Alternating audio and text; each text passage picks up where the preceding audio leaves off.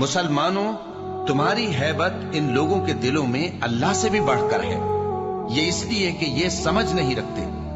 یہ سب جمع ہو کر بھی تم سے نہیں لڑ سکیں گے مگر بستیوں کے قلعوں میں پناہ لے کر یا دیواروں کی اوٹ سے۔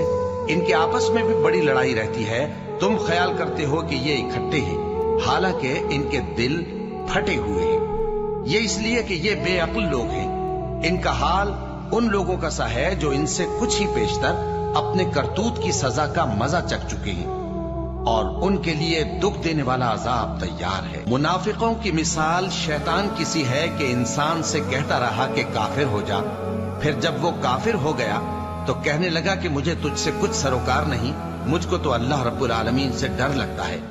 تو دونوں کا انجام یہ ہوا کہ دونوں دوزخ میں جائیں گے، ہمیشہ اس میں رہیں گے، اور بے انصافوں کی یہی سزا ہے۔